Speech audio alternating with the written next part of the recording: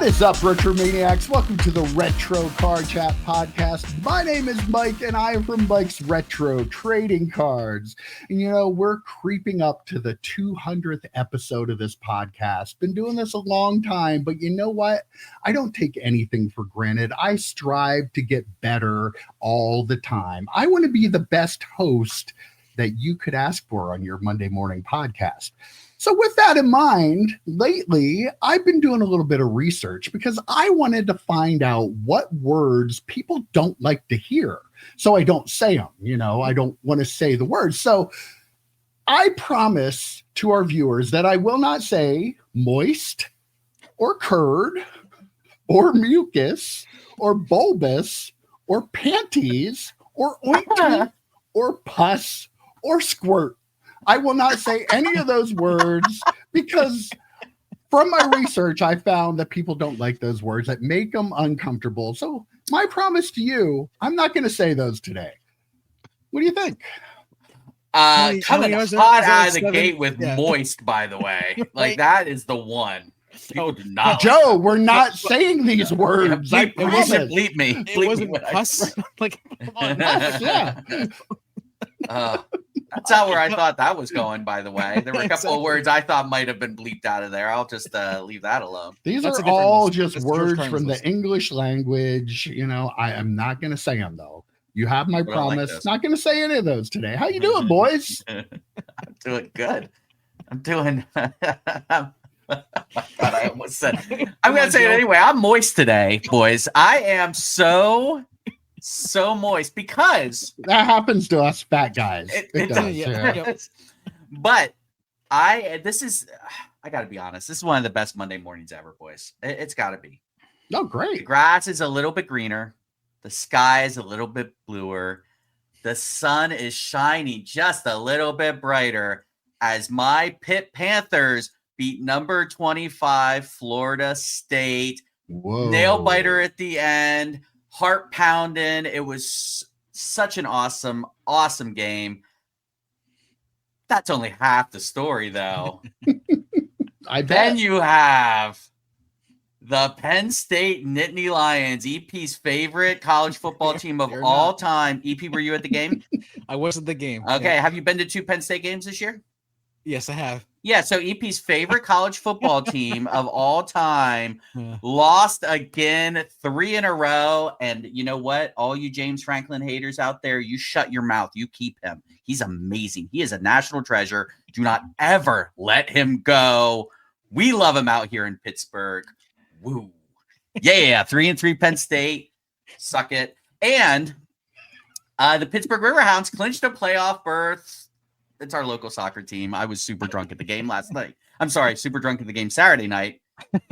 Had a good time with that. But between that, Pitt, and Penn State losing, what a great sports weekend for the nation, really. Not just for me. For the nation, dare I say the world. So, yes, it's been a great weekend, boys. Sorry. As Joe said, I was at the Penn State game, and I have access to it. Like was offered to go. I said yes, absolutely, go see Division I football. And so I went to see it. But there was a stretch at I think it was the second-ish quarter where we, instead of watching the game, we were spending as much time watching the scoreboard and checking our phones to look at the Pitt score because everybody's talking about this Pitt game. It was crazy. It was to see that. And then my favorite team is Notre Dame, and at the beginning it was looking pretty rough. Like it was pretty close. They ended up pulling away, but it was there was. How many Notre Games have you been to this year? Notre Dame games I've been to 1 in my life. And I've been to 2. Been to 2. Okay. Been to 2 in my life. And one was the national 2 Penn State games in the 3 possible to go to. Okay, just this year. Yeah. Massive Penn State fan, boys. Well, anyhow, everybody's talking about your Pitt Panthers yesterday. It was crazy to watch that scoreboard. So very cool. Temple lost. Close game though. I looked beforehand because I wanted them to be 4-2 with Pitt being 4-2 and Penn State being 3-3. It would have been great, but still close game against Navy. Yeah, I even looked at that score. Yeah. So, anything else new and exciting going on? I got a couple of things. All right. First things first, I've talked about my friend John, big Star Trek. I was going to say a big Star Trek collector. Let me just say John is a big collector. Vintage bobbleheads, watches. He had vintage baseball cards, loves anything Rittenhouse, loves anything, non-sports skybox. He has some like 1960s Mars Attacks cards and things like that. So I think his wife, boys, is trying to push him a little closer to retirement. I think is what's happening right now. So he started to sell off some of his other stuff, keeping some key pieces, those cornerstone, like grail type pieces. He's finally got around to, I think his wife finally got him there. He's going to be selling. He might have started it last night, Sunday. A huge, huge Star Trek sale. Even if you don't like Star Trek, I love Star Trek. Even if you don't like Star Trek, you know the names. William Shatner autos, Leonard Nimoy autos, Patrick Stewart autos. Some really key stuff. I wish I had more money to buy. I really do. It's some really, really nice stuff. So I told John I want to give a shout out on the channel, and I'm not going to remember how to wait. Am I doing this right? There it is. So if you want to check out any of John's Star Trek listings, I bought from him before. 100% feedback. He's a great guy. So if you are interested, definitely check him out on eBay. He usually runs 7-day auctions. He's a crazy man. He is a crazy man. I tell him all the time, John, buy it now or best offer. What are you doing? What are you doing, Bubby? Come on. But he's running auctions, so you could get some really, really cool cards for cheap. So definitely check that out. What's the discount code? What's our discount? What's the discount code for? Yeah, what discount code? Wait, what? I think it's EP Moist. I think it's a discount code to get 10% off. This is no, that's you, for Mike. That's for my other thing. That's for that's for your other thing. Okay. I would have never, ever in a million years guessed if I read a list of words people hate that you guys would use them, especially you, Joe Day. Ever would have thought of that. Joe Day Lewis. I think we agree. Oh, Joe we started recording. I am Daniel Day Lewis's banded son. Right. So yes, Joe Day that Lewis out from now on. Pre-show. I should really actually change my little marquee there that says Joe Day. The other thing I want to talk about, boys, I'll tell you what, Rittenhouse does not disappoint, does it? Mm-mm. I know people think I'm a Rittenhouse fanboy. I am. I will own that one. Not the bullshit Panini stuff the EP says or whatever, but I am a Rittenhouse fanboy. And they released the sell sheet for the newest Game of Thrones set.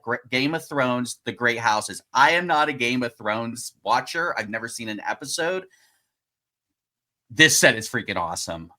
Go to their website, Sci-Fi Hobby, and is it Sci-Fi Hobby or Sci-Fi Lobby? I always forget. It is Sci-Fi Hobby. I go to it so often I type in SC and it just pops up. So so check out the sell sheet. If you are interested in getting into a Game of Thrones at cost break, like we did for Cheers a few months ago, comment down below or hit me on social media, JoeDay17821, and let me know if you're interested. These are 20 box cases. And even though EP did not believe in me, everyone, he questioned it. I am able to get these boxes at a very, very competitive price. I'll just put it that way. I'm not going to quote a price, but I'll just say it will be roughly the price of the Cheers break, which was, I'll throw out no more than $140 a box shipped. It's probably going to be less than that, but until I actually put the credit card in the machine, so to speak, I don't want to quote an official price, but it's a really cool set. I'm just going to leave it here with Pedro Pascal autographs. And they are beautiful on-card autographs. I'll take a box. Yep, you'll take one? Yep. All right. All right. I'll take 100%. one. I got to be part of this. My name's on the sign. The name's on the sign. You have to at least open up one. But yeah, if you're interested in one or multiple boxes, and the set does come out, let me just double check. It's set to come out December 10th. I kind of need to let my guy know by the end of October. Spoiler alert, I already told him I'd take a case. So But yeah, let me know down below. I think it's going to be a fun rip. EP, you need to be on the channel live for that rip because you need to explain Game of Thrones as we are ripping that. So all right. I'll have to take it off. I'll do it. Yeah, you have to. So, but yeah, that's all I have for this week. I have something special next week. I'm not going to do it this week. I have something special for you guys next week. I didn't tell you ahead of time. I'm going to keep you guys guessing, but there's going to be something fun next week. But yeah, comment down below or hit me on the socials, JoeDay17821, if you are interested in a Game of Thrones rip. All right. Very cool. My throat's a little dry, so I'm gonna open up my beer because moisten it up a little bit. Okay. Just hope it doesn't swirl over my computer. There we go. Just doesn't. Yeah, we don't want it to squirt on that computer keyboard. Okay, definitely. Right. Yeah. All right. So okay, now I feel better. I was listen. This is from a while back. I want to talk to you guys about this. Chris McGill from Card Ladder was on Stacking Slabs podcast, and during the conversation, he talked about how he wonders how different the hobby would be if James Beckett had not created Beckett Magazine. So you think about the prices, but you also think about the journalism side of it, and you think about all these YouTubers. Like, would we have would we be what we are today without Beckett? Like, it kind of made it sounded pretty interesting to me. And putting a lot of the what the hobby is today on Beckett. And I don't want to say that it's 100% Beckett, but I agree that it's a very different hobby because of Beckett, I think. Beckett definitely is the precursor to things like Card Ladder, for sure. I mean, Market Movers, Card Ladder, all those things, they wouldn't be what they are without Beckett. There might have been, something, but I mean, EP, I was always more of a Tough Stuff guy. Oh, so no, but yeah, that's a good question. I mean, it was the thing that I mean, Mike, you had the shop. I'm sure people came in on drop day whenever Beckett came out, and you would just have people almost like picking up their weekly comic books, right? Oh yeah, definitely. Had people who would just stop in to get a Beckett, so it was a huge part. It makes you wonder though, would Tough Stuff have just taken over if Beckett didn't exist? Right? Would Tough Stuff exist without Beckett though? Would Tough Stuff have been created? I feel like it's kind of one of those things that if you take one out of it, something else would have filled that void. So there would have been a need, there would have been a demand. I agree that Beckett being there helped build the hobby, because Beckett was the go-to for a long time before we had a little more technology. So yeah, but I feel like if they weren't there, something else would have just replaced it. So that's my opinion. What am I? I'm just an old guy. I would come in for Wizard, Mike. A Wizard was our jam. I freaking love Wizard magazine. Well, I might be an old guy, but guess what? I had 2 viral tweets the other day. What? Yeah, dude, awesome. I don't think that you're making the point you think you are by saying I'm not old. I had 2 viral tweets. I'm pretty sure there's. Yeah, I don't think young people are on Twitter or X or whatever. I think it's all old guys like us. You're not going to tell us about you're not going to tell us about the tweets. Like, what are we talking about here? I was going to, but I got interrupted by Joe saying that no young people use Twitter. Young people aren't on Twitter. They are, absolutely. I say all the time. Okay, so I had one that got 10,000 views and 214 likes. I had another one that got 15,000 views and 250 likes. The first one that got to 10,000 likes was a picture of the 1997 medal Antoine Smith card. Oh, I mean, of course. So of course, why wouldn't that get that? And then the one that got the second one. No, you can't, because I want to tell my own story. The 15,000 views was just for a deeply yellowed rookie card top loader. People are out there trying to get engagement farming, ripping people off. All you have to do is post a picture of a brown top loader, and boom, all kinds of people are in your post, making comments, all kinds of stuff. So I felt pretty proud of myself for bringing the honor of the yellow top loader that worked so hard to keep our cards safe for the last 30 years to the forefront of the hobby. That was me. I did it all by myself. So I'm sure I know the answer. What was the responses to the top loader? Were there people on both sides? Were they butting heads? No, cigarettes versus very positive. There were a couple people that made like comments about smoke. But then when I told them that wasn't, they were like, yeah, it's just joking. I'm like, okay, sure you were. Sure you were. But yeah, and one other person that, even though I explained it to him, didn't really seem to believe me, but he was very friendly about it. So it was all good. Yeah. It was all good. Very positive experience. I literally commented on the post by saying, I'm just here for all the smoke comments. Like I really needed some more smoker engagement or anti-smoker engagement. Right. Yes, it is not from smoke. Mike did not smoke. We did not smoke at his shop. No one was smoking in the garage all those years, chain smoking parliaments or something right outside and blowing them onto a top loader. No, that's just the plastic. That's plastic. I had a pack of Ultra Pro top loaders that were still sealed, that were inside of a box that had turned yellow. Mm-hmm. So you tell me, the garage that the stuff was kept in, it was from the heat. So that wasn't even exposed to the UV light, but the heat itself caused the change in the chemicals in the plastic. So yeah, I don't want anybody out there just disparaging our poor golden top loaders, because they've worked so hard for golden age. So there is nobody left watching this podcast now. They love it. So let's get into it. Okay. Some big news this week. I'm sure you guys in particular are before I get into this, I forgot to ask you, Joe. Did you let your buddy Neo know about all those Star Trek cards that were going for sale? Who? What are you talking about? Northeast Ohio Cards and Comics. Oh, no. Star Trek card collector, investor, dealer, Northeast Ohio Cards and Comics, I think is his full name. I think that's it, yeah.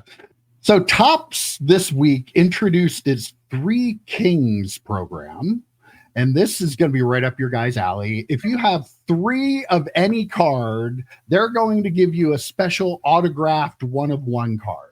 Just any card. They love collectors so much. I have so many cards. I have so many cards behind me.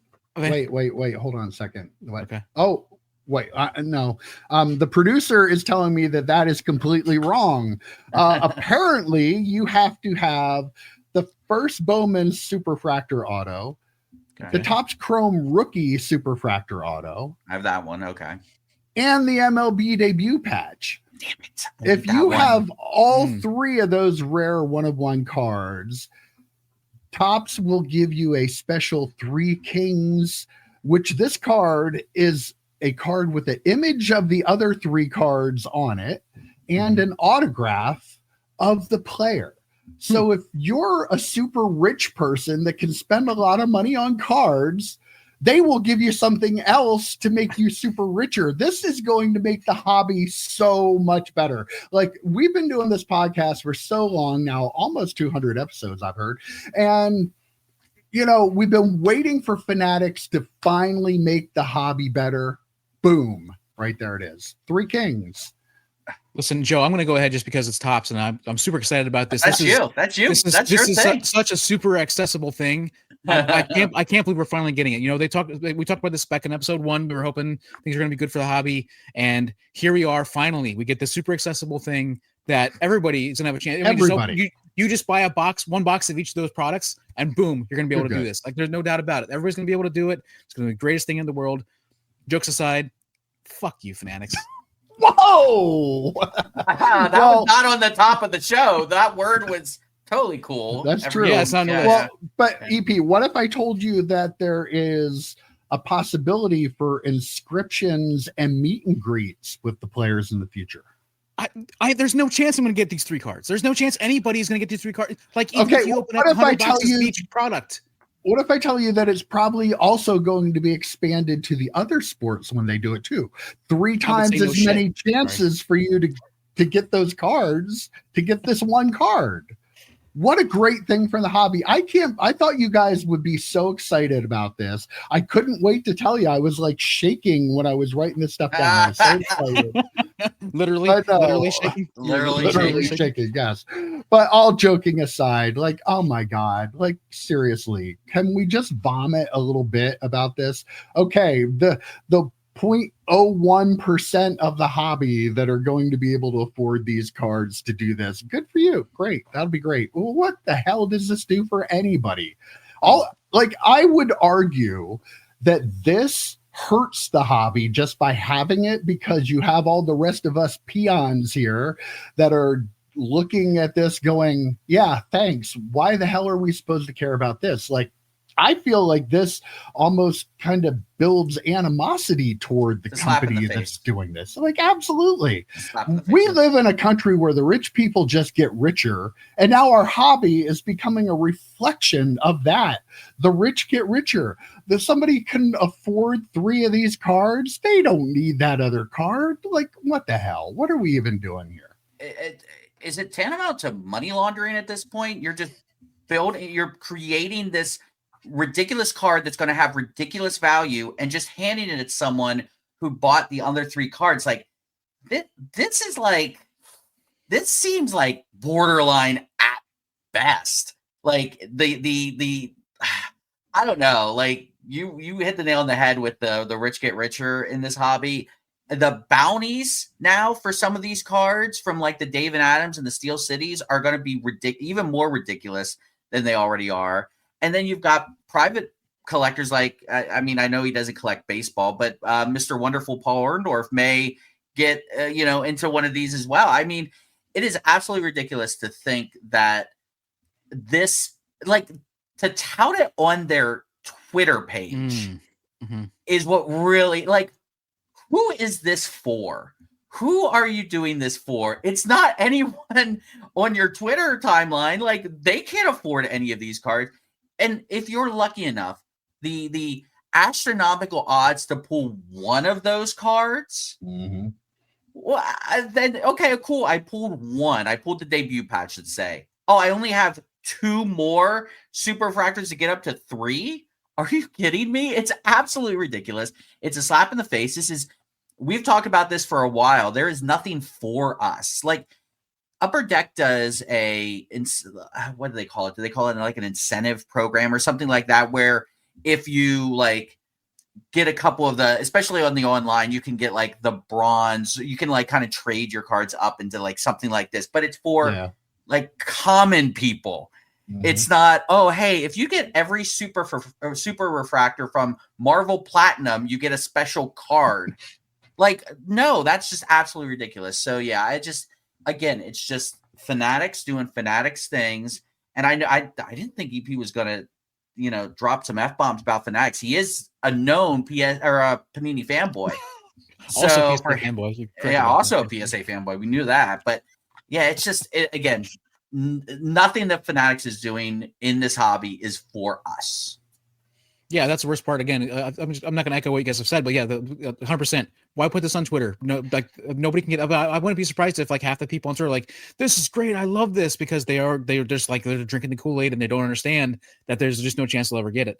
When you guys were talking about it, I did think though to myself, like, I wonder if Michael Rubin, I could just see him in the office, like, oh, like, Jody, can you bring in the White Party ideas folder? I need to do something for my buddies from the White Parties. Thanks. Yeah. And they bring it in there, like, because I mean, this is just for the people that might show up at the White Party. Like, there's no way the average collector has any chance of being able to get one of these, and that's frustrating because the whole point of what we're doing, the whole point of showing something like this off on Twitter, is being able, the fan base being able to get excited and go after this card. And there's like as astronomical as the odds are of pulling a debut patch auto of your favorite, the MLB debut patch auto of your favorite player in that rookie class, this is so much more unattainable. It is just, it's crazy to me. It's insane to think about. 3x unattainable. Yeah. I mean, yeah, it's crazy. Now the people that will defend it though will say, yeah, but it creates an opportunity if you pull one of these cards to be able to get more money from the expensive collector that's going to do it. That's one thing I did see. But again, you're talking about a very small amount of people that won that lottery, like compared to the whole hobby. It doesn't help. I saw somebody on Twitter saying, it'd be great if they did something like if you collected a rainbow of a certain player that they gave you like a color wheel card. Right. That's what Upper Deck does. That's exactly what Upper Deck does with their stuff. But no, that's not good enough, Mike. That's not big enough for Fanatics. That's you need something so unattainable that have people drooling. Like, it's just it's so annoying. It's the big multi-billion-dollar lottery prize. That's all they shoot for. Yeah. They don't want us to be able to win $50 on a scratch-off ticket. They just want everybody to try to win that $20 billion jackpot and to buy into their breaks to buy into their breaks to try and find this card, right? Or try and find the 3 cards to get this. Yeah, we go from the MVP buyback, which was literally in my opinion, for everybody, because anybody can pull a Topps Chrome base card, to this. And I know that Joe has said that they've kind of ruined the MVP buyback, or kind of ruined it in certain ways. But I mean, that was for us, and now we're just totally gone from that. There's no more of that stuff. The original idea was great, EP, because it involved local card shops. Now it's just we're going to turn that into a gambling thing too. So yeah, Mike, they'll give you a chance at a scratch off. But you have to scratch off from their casino. That's true, yeah. Well, that's not all I have for this story, because there was a little twist to this. Actually, Topps themselves, publicized the fact that they already handed out one of these cards. They gave out the first 3 Kings card in September of Junior Caminero to a collector. Let me get his name right here. Eric Mandelkern. He's Kern's Cards. He's a big collector. Apparently, he also already has claimed the Jackson Churio. So he had all 3 of both of these guys. But considering the Topps just put this release out this past week, September was maybe about a month before then. Now, I'm not saying that Kern's Cards knew about it and got it. I think that it's probably more likely that he had it, and I don't know, it was his idea or somebody's idea that, we need to honor these people that spend a lot of money on our cards. But the fact that somebody knew about it means that other people probably knew about this before it was even announced, which I'm not saying there's anything funky that could have happened, but I'm saying the potential for something funky to happen, people maybe having an opportunity to buy cards before other people might know the value that would be involved with them for maybe 3-4 weeks time. I don't know. I was just really shocked that Topps waited until October and then, posted a video from September showing the first guy getting these cards. So clearly people knew about it before they made the announcement of the program. The comments from Joe Day do not reflect on the Mike's Retro Trading Card podcast network. I think Martha Stewart went to jail for shit like this, right? Like when you have insider information and you can buy cards before the information is readily available to the public. And, it'd be, if it's like a $10 card, okay, whatever, it's cute. When these cards are worth sometimes 6 figures, this skates a line that I don't think Fanatics should even be close to. Like, I've made the comment about money laundering before. Like, this is just a way to create super expensive cards and just hand them out to rich people. Between that and telling someone that you're going to do this program weeks ahead of when you do this program, that's, again, this could just be the conspiracy hat talking, and they do not reflect the opinions of everyone on this channel. But I do want to say that Kern's Cards did have these cards before he was given that card. So I don't want anybody to misconstrue what Joe's saying there. So, he could have gotten it. He could have known about this program before he got the cards. I don't know anything about that. Yeah, I'm just saying they're. But when you're doing shit like this is the problem. Yes, we don't know, and we'll never know, and we don't know how often this kind of stuff happens. So yes, I'm not. He just gave him the card, and he didn't actually have the other 3. My point is, when did he know he needed the 3? When was he told he needed the 3 to have this? He said that he didn't know anything about the card. He was invited to the game and to meet Junior Caminero at the game. So he thought that was all it was. And he was handed the card there. So he said that he didn't know anything until he was at the baseball game and handed the card. So no one in this hobby has ever, not. I don't know. I'm just giving his what he said about the situation. Yeah, I mean, nothing against. I'll take Mr. Kern's cards for all that. I mean, sure, definitely, 100%. Like, definitely, I believe 100% that is what he is saying. But as somebody who works in the media, like, this is like a massive, major red flag for Fanatics to the way they did this. Like how do you let your PR team do this in the first place, where they announce this thing and then like 2 days later or whatever say, we already gave one out, because again, like we were saying. Even if everything was on the up and up, it gives this example, this aura of the stink of this could have happened before. This could, like, who was bidding on the Skeens Major League debut patch that Dix ended up winning? Who's the other person bidding? Did they know? Were they trying to get the three Skeens cards? Because that Skeens card, what that's sold for, if you get all 3 of those cards and they have one card that is the only way to get it is to do that card's gonna be worth $1 million. It's gonna be easily worth millions of dollars possibly. So like this is there is a huge problem here in my opinion. And the first thing I wrote down when we were talking about this is, how does this happen from a Fanatics PR perspective? Like, how do you guys know about this program but not announce it until after you've already given one out?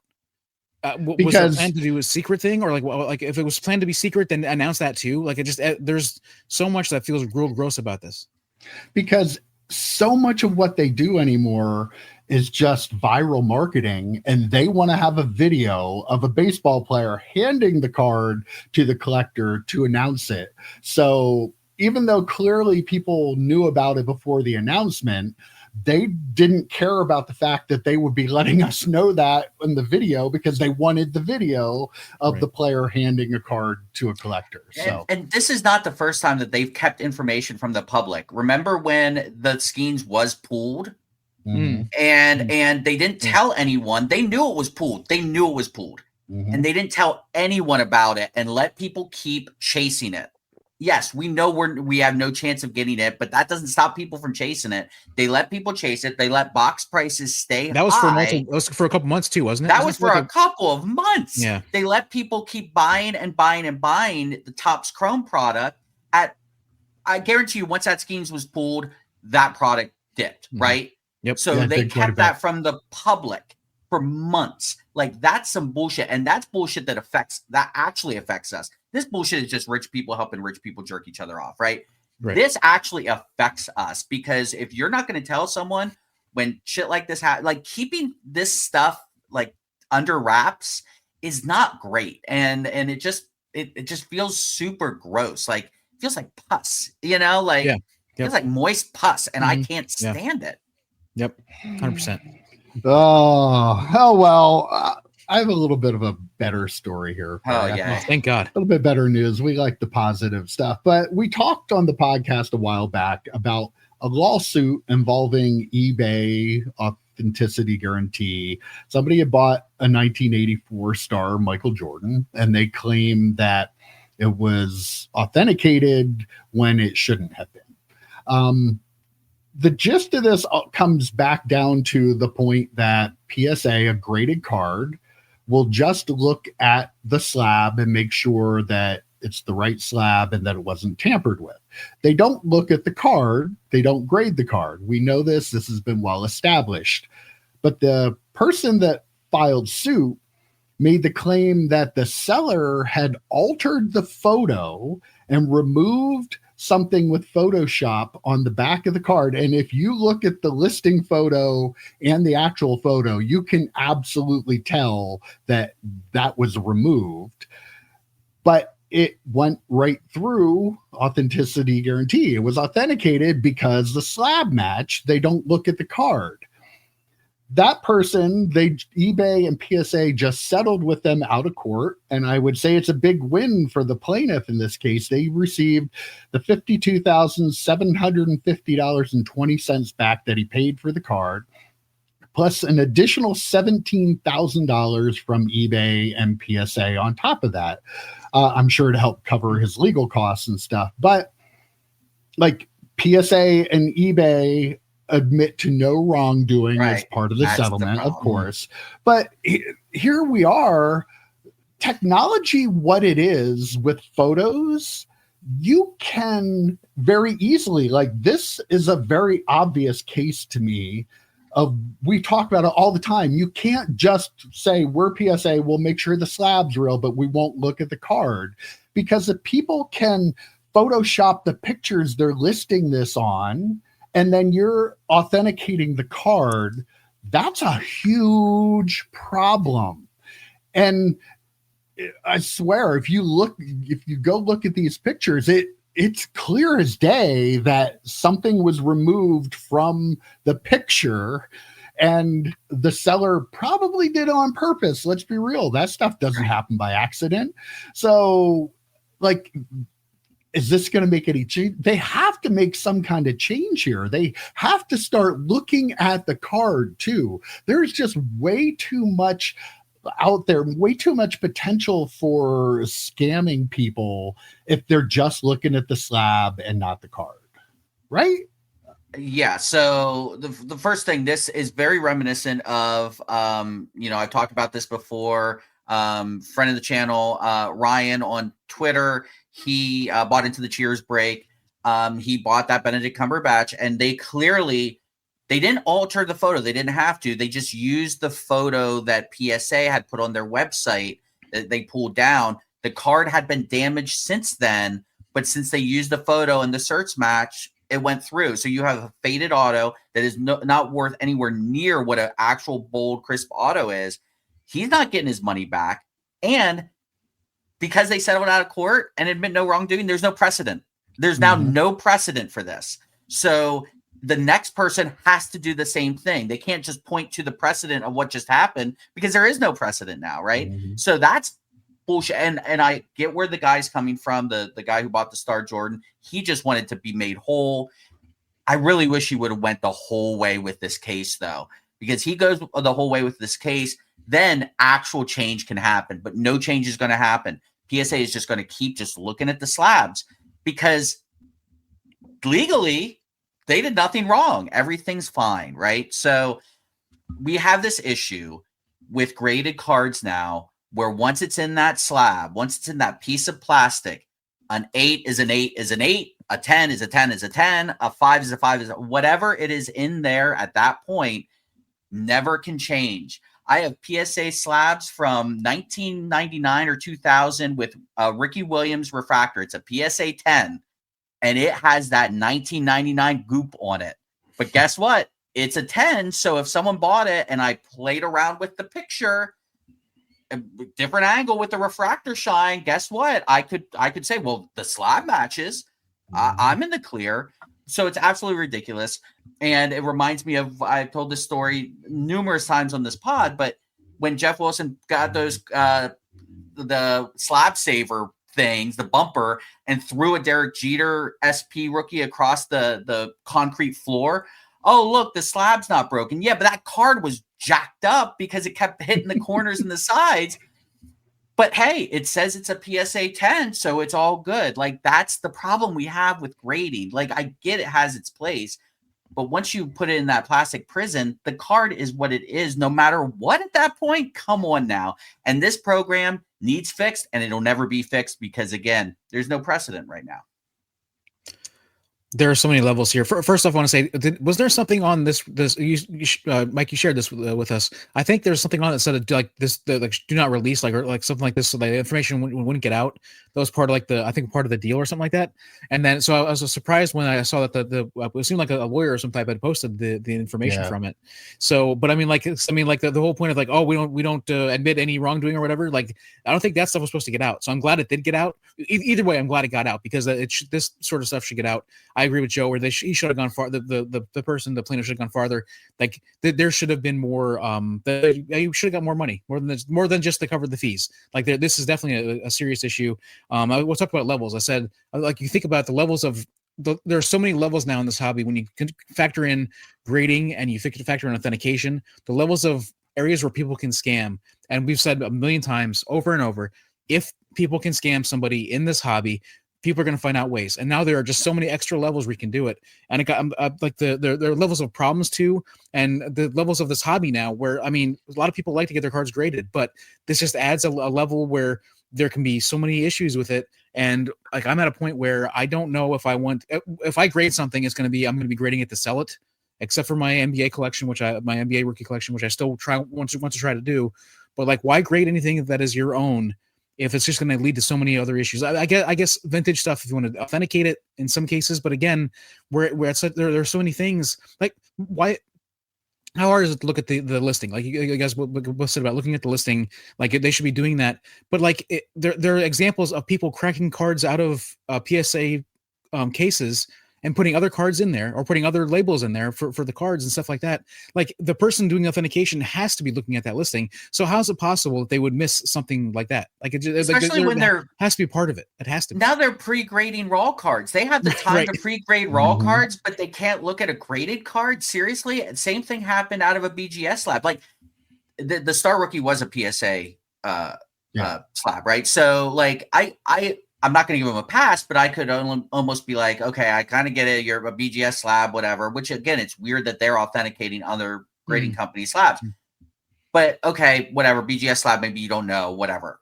This is a PSA slab. You should be able to look up your own information on this card, right? Like especially over a certain amount, don't they have graders notes? Like I'm just like, there's more information out there and they just don't want us to have it because again, they don't want to be held responsible, and legally now they weren't.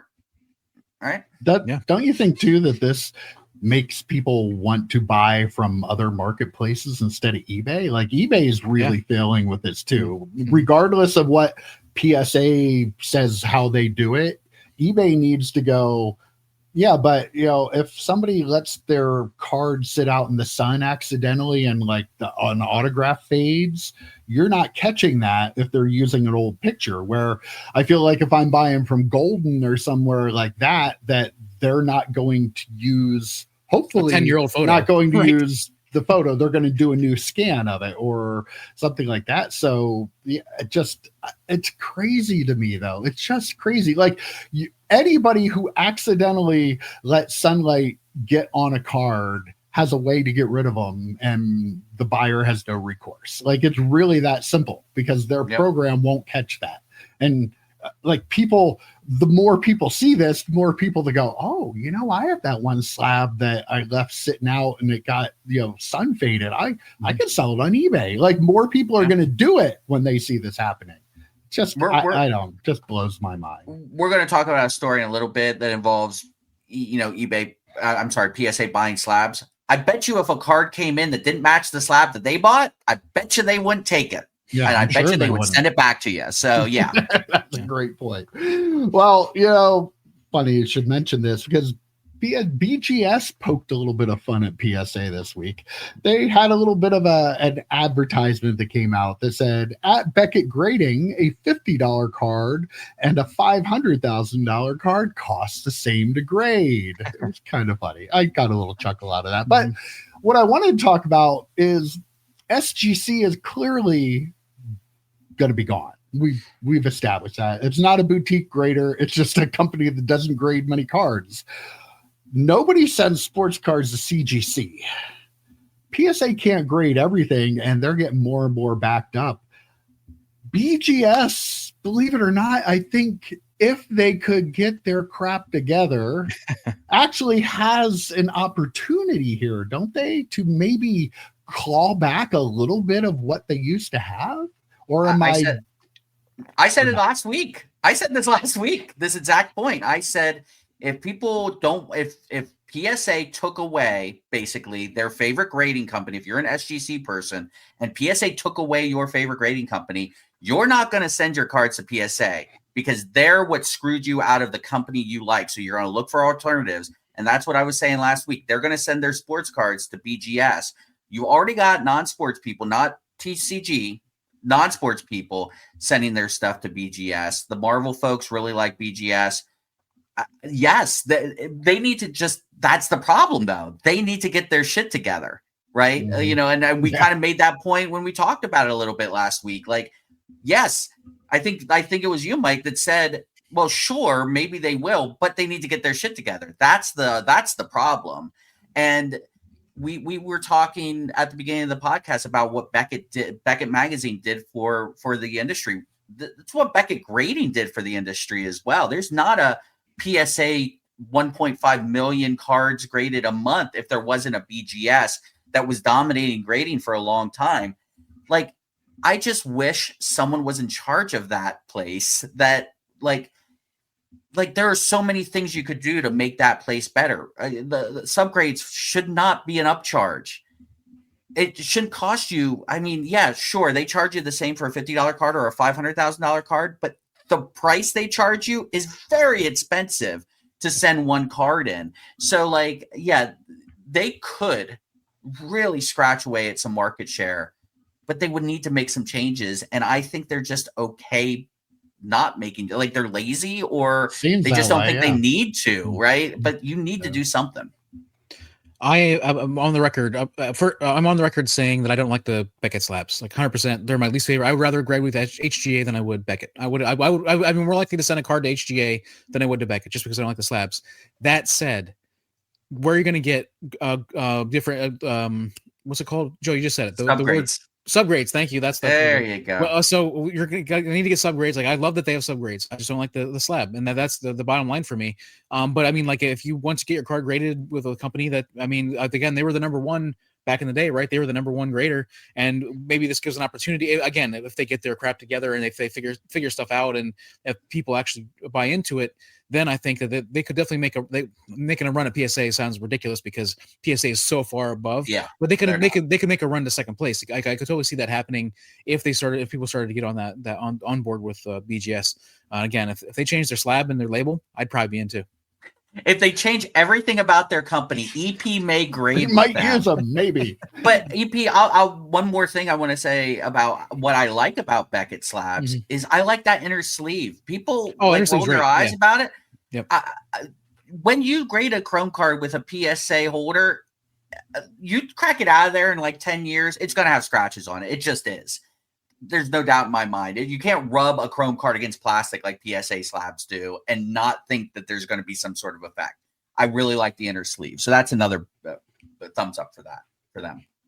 Well, since we're talking so much about PSA, let's pile on just a little bit more before we go on here. I saw this on Twitter the other day. There was a 2020 Panini Absolute Shohei Ohtani Spectrum Gold Auto. It was graded a PSA 9. The only issue with it is, they have sticker autographs on it. Somebody put the wrong sticker autograph on it. It was actually Shoto Akiyama's autograph. It wasn't Ohtani's. But it's in a PSA slab, and it was graded a 9. The person had tagged PSA and Nat Turner. Well, Nat, like he often does, commented on it. And I want to get this quote straight. Nat said, "We didn't authenticate the auto. This is a manufacturer sticker auto." Mm-hmm. But then again, this is the company that won't put Messi autograph cards into slabs because they're or not Anthony real. Richardson. Or Anthony, remember when they stopped grading Anthony Richardson? So, like, there's a bit of a problem, though. Isn't the card, like, okay, I see the argument. Well, the card is authentic, but the autograph, it's supposed to be an autograph card. I know the autograph wasn't graded, the autograph wasn't authenticated, but you have this in a PSA slab, automatically a bunch of people think it is and think it's real, and that's the problem. And if you're going to have this business and you're going to rule the whole grading space, you need to kind of maybe figure out a way to not put things in slabs that aren't right. Maybe Nat did the perfect lawyer response. Oh, you should probably consider sending it for dual authentication, right? Like, hey, for an extra $30, you can get it dual authenticated. This is totally like, yes, Panini made the initial mistake, but then it being put in a slab doesn't make that mistake any better, I feel, is the problem. But Nat's just like, we didn't authenticate, and I know you didn't. But still, it feels wrong to have it slabbed when you didn't slab other cards because you didn't think the autos were real. Right. You're making, well, this is what happened. The grader fucked it up. No. The grader didn't know. Absolutely. Yep. So that's covering his grader because he's covering his business, So if the grader didn't script, because again, there's precedent of this, right? The Anthony Richardson autos that were way too small, and people were like, "Oh, well, I don't know if that's him or versus the big ones." So they stopped grading those. Was at Prism that year, right? They stopped grading those. They didn't grade the Messi ones from what were those? Was those Panini as well, or were those Fanatics? They were Fanatics. They were Fanatics. And then remember, they weren't grading Pele autos from Leaf. So they've hit all three companies of we're not grading these cards. And it's like, or we're not grading or slabbing these cards because we're not confident in the autograph. Well, maybe they're saying, oh, we're confident in this autograph. It's just not the right one. It's just not showing. We know it's the other guys. So that's, that's fine. But yeah, clearly what happened is Nat is just covering his ass. And I'm sure he's, the grader had no idea what was going on and said, okay, close enough, and put it into a piece of plastic and done. That's what happened. Close enough isn't good enough, though. Like that's the bottom line is close enough is not in this situation because you made by putting that card in a slab, you made that card saleable. Like somebody's going to be able to put that card in eBay and sell it because it is now in a slab, and that is a major problem in my opinion. That somebody grading the card looked at it and then you would assume they would have to. I feel like you have to check. Never assume with this hobby, brother. I feel like you have to check the autograph against other autographs to make sure it's like if you're checking the Messi's and stuff to make sure they match up. Like, well, how are you not also checking this one? I mean, maybe it was a lower tier level of grading or something like that. But like how is that not just the standard practice across the hobby? Especially when you're taking a card, a random raw card, and turning it into a sellable card by putting it in a PSA slab. Like that should be something that they should all be doing, even if you're not grading the auto or authenticating the auto. If you're authenticating the card, like that's part of the card. Like is it somehow? I know the fact that he specifically said the sticker auto, does that make it a different situation than an on-card auto? It shouldn't, right? Like that should not. Yeah, that shouldn't make any difference. But he specifically said sticker autograph, manufacturer sticker autograph, whatever. Like I feel like that makes it just as gross as if it was an on-card auto. That's just as gross as the Messi stuff. Like this is a really bad situation in my opinion. Well, you could definitely sell that card on eBay, as we just talked about. They would pass the authentication, but you could probably just sell it through the PSA offers too, right? Because just leave it in your vault and sell it, because somebody like, I don't know, Jeff Wilson could end up buying your card. And I'm sure he won't have any problem with the fact that he bought a Shohei Ohtani rookie autograph or an autograph card that doesn't have the right autograph on it, right? So he probably PSA actually wouldn't, because he that. wouldn't know. What are we talking? That's true. No, come on. But yeah, we've talked about the PSA offers, and there's been some question going around on, well, who's buying the cards and where they're going with this. There are dozens of people apparently that are buying, but included on that list are Cards HQ, Burbank Sports Cards, and Dave and Adams. So some really big card buyers are the ones out there buying it. They do say that they still want to work on expanding this so it will eventually get to the point where everybody can be included. So if you're looking for a certain card in a certain grade, you can put that offer out, and when it goes through the system, that offer will be given to the person, which I think if it gets to that point, if it really does get there, that's a good thing, because I've been saying for a long time, this hobby really needs a place where you can say, I want to buy this and I'll pay this price. And people can look at these lists of what people are buying for and sell it, like a reverse eBay kind of thing. We still don't have anything close to that. This I'm kind of hopeful maybe could get to that point or be similar. Whether or not it gets there is a whole other story, but we won't worry about that. We've crapped on PSA enough. But yeah, so they're still planning on that. But Jeff Wilson is buying a lot of these cards, Joe. Cool. Like, and I hope he gets that. I hope he gets that fake Shohei auto. It's not fake, just the wrong guy. Yeah, wrong. It's the wrong Asian player. Which, by the way, that does not make that great. Nope. By the way, nope. Anyway, yeah, I mentioned to you guys before we were talking about this too. Like, they're not just doing it out of the stuff in the current vault. They're not just doing it after you have stuff graded with them. Like, you know, Mike, you might avail yourself to this program with your Pokemon submission you sent in. I might. But I want to give a shout out to friend of the channel, Card Guy 72, Brad, messaged me on Instagram and said, actually, if you have old PSA slabs or just PSA slabs sitting around, maybe they're on eBay or whatever, like you physically have them, they're not in the vault, and you scan them into your PSA app, offers come up. Like, you can get offers on these cards.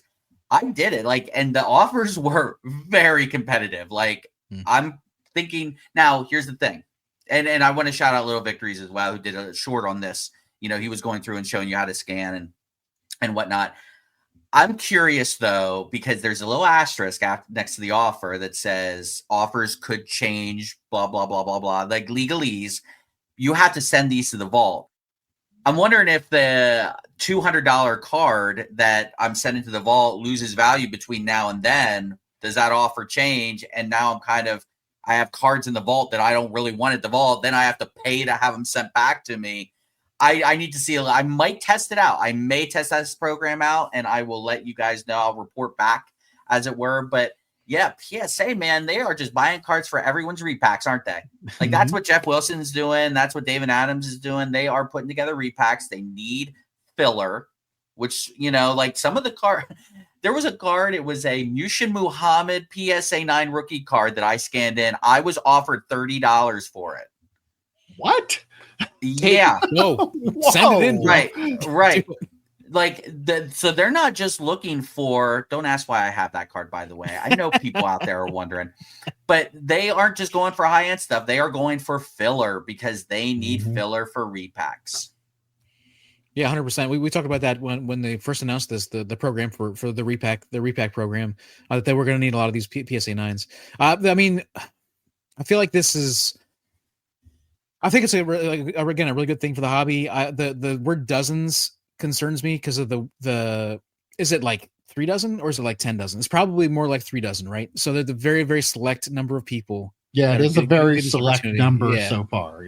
Yeah. So I feel, I mean, like you said before, I agree with you 100% that I think it'd be great for the hobby to have something where I could say, listen, I want a platinum, a Flair Ultra Platinum Carl Banks card, for the Giants linebacker. Just that's all I want. I don't even know if he has a platinum medallion card, but probably not. But like, it's like a random card like that. Like, give us an opportunity to have that.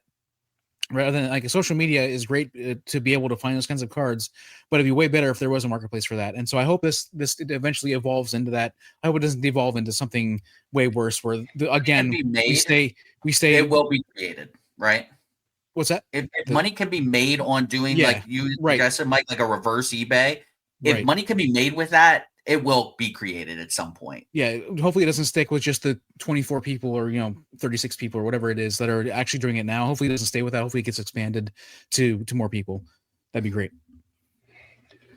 Well, one card that wasn't sold that way apparently was the SpongeBob triple autograph with SpongeBob, Patrick, and Squidward with the voice actors autographs on it. Didn't Joe, did you get that? Yeah, I think Joe got it, right? I think you did get it, right, Joe? No, you think? Oh, guess not. So, yeah, this card. I was going to pop back on the screen with the card, Mike. Come on. Oh, well, where's the card? Now, I'm all for having fun and collecting fun stuff. This is a fun product. Wish it wasn't so expensive, but it's really popular. So, at least there are a lot of people that want the cards. But this card sold for $21,500. $500 for a SpongeBob card. I also Well, saw a picture. What's that? There was a Superfractor. There's a card of broccoli in the set. Just a card of broccoli.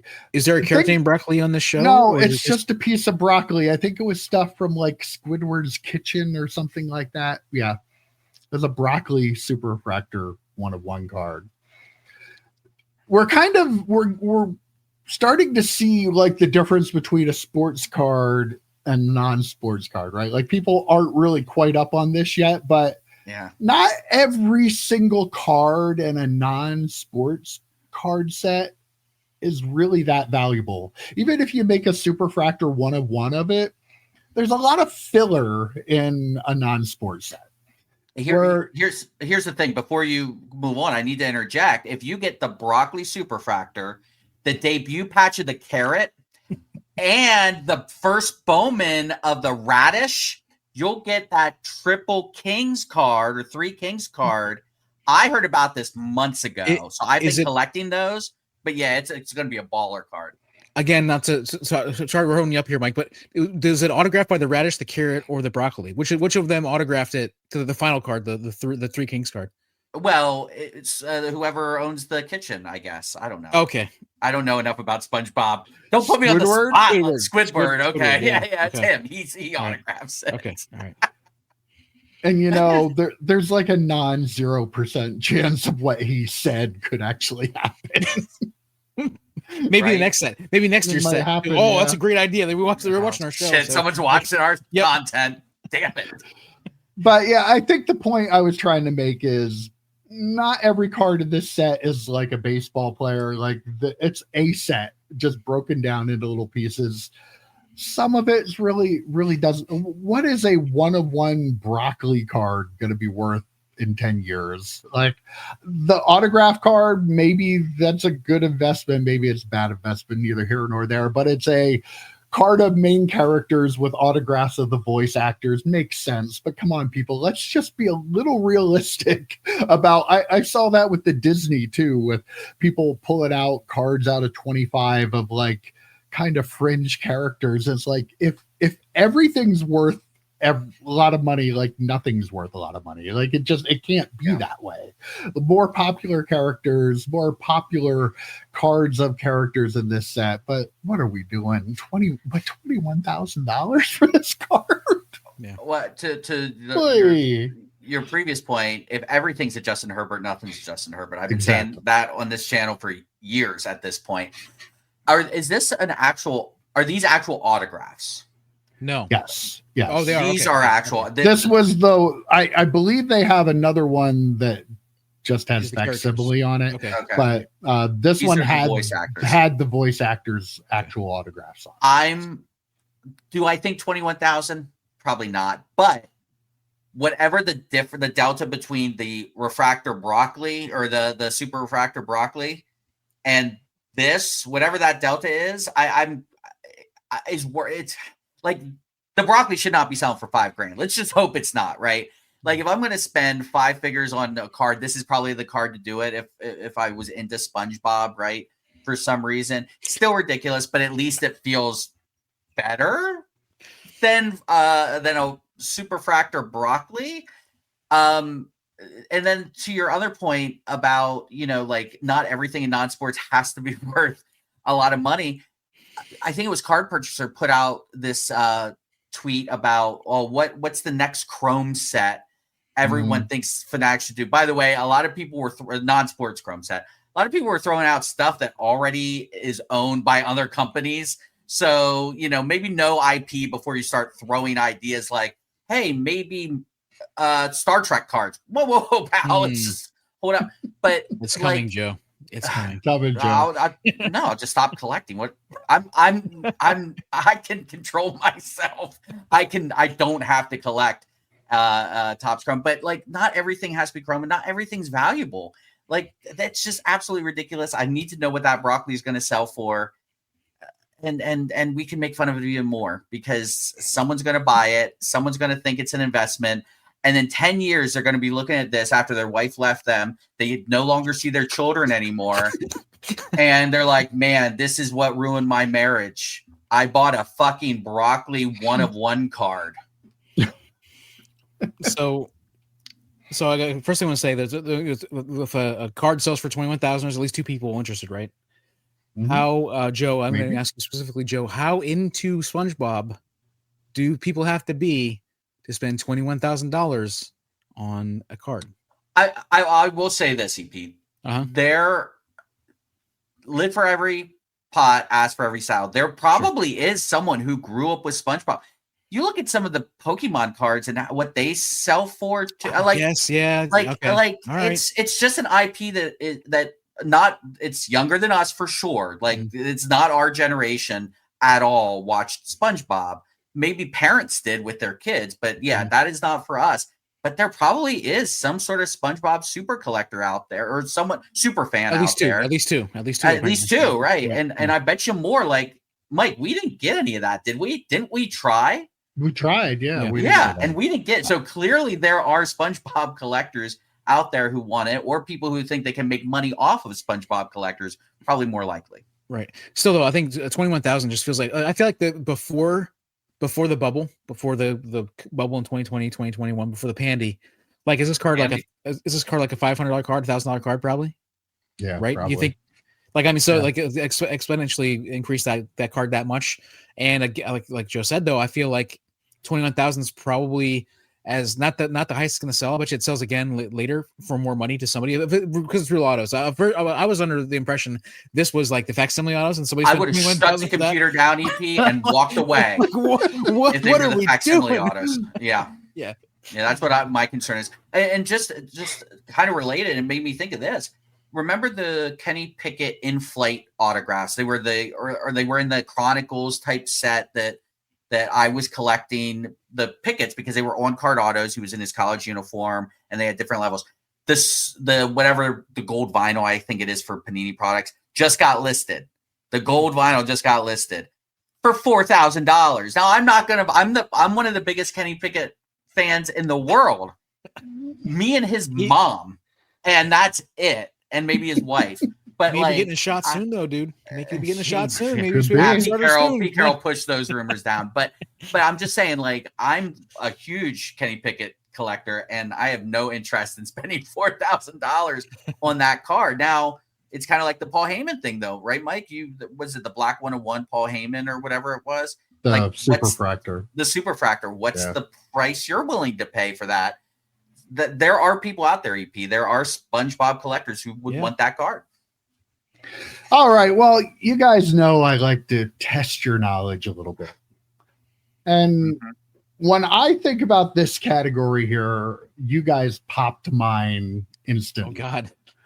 Jeez. I'm going to quiz you guys a little bit. I'm going to see if you guys, instead of this being competitive, though, I want it to be like we're going to play a scramble here. You guys are going to be on the same team. Let's see if you can get this top 10 here. You guys are such nerds. This is a list I have here. I'm not going to show it to you because that would defeat the purpose of doing this, but the top 10 most PSA 10 graded cards. Okay. So this is the list of the cards that have the most PSA 10s. I'm going to give you a little bit of a hint that if you go past 10 years, you're not going to get it right. So you might want to keep your guesses within the last 10 years. Shockingly, not even the right? Griffey. Well, no, I was thinking the Griffey and the Tiger. No, I was thinking the Griffey and the Tiger. Huh. Okay. PSA 10s, not just PSA most 10s. PSA graded. Most PSA 10s. Luka Prism. Luka Doncic.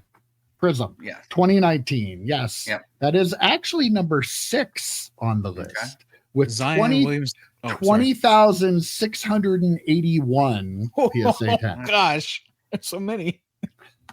Okay, so you go with Zion? Yeah, Zion Williamson, 2020, I think, is rookie year. 2019 as well. Yeah, 2019, he's off 2019 with Luka. He is number 4 with 23,138 PSA so many 10s. cards. So many cards. Giannis Prism rookie? No. Huh. Okay. These are all within 2018 and up. I will just Okay. give it All away. right. Speaking of 2018, I was going to say Shohei Ohtani top space rookie card. It's number 700.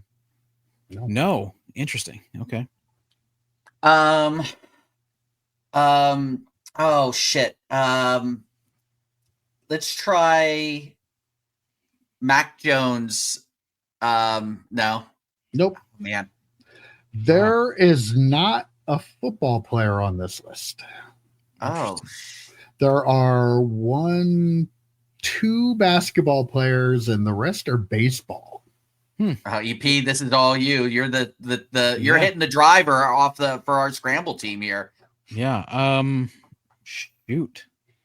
Baseball, but all from the last 10 years, and Ohtani's not one of them? Not one of them. How I about, think they pop control his numbers. So Paul Yes, must be. Skeen's first Bowman or whatever. nope. So last 10 years, so we're looking back possibly like 2015 on. Aaron Judge rookie? 2017? No. Jeez. Anthony Edwards rookie. No. Is Right the other sport. Yeah, is the other Wrong player. Yeah, the other Think basketball about player this. is Caitlin Clark. No. I knew he would. I'd let him do it, Mike. I let him do it. Think about a really popular basketball card that maybe a lot of people would have graded a year and a half ago. Oh, Victor Wembanyama, Prism rookie. Oh, Yes, that is the number 1 graded PSA 10 Holy card. cow. 26,303 copies of that in a PSA 10. People love that curtain in the background, man. They just love it. they love the curtain. The other basketball is LaMelo player, on there? no. No. The other basketball players from the same year as Zion and Luka from 2019. There was one other guy that was pretty hot. You gotta rewind. I said that. He just said that. Oh, okay. All right. You got to rewind yourself to that like 2020, 2021 era. What was everybody grading at the time? There's a basketball player may have liked to like whip some things with ammunition in it around at a nightclub.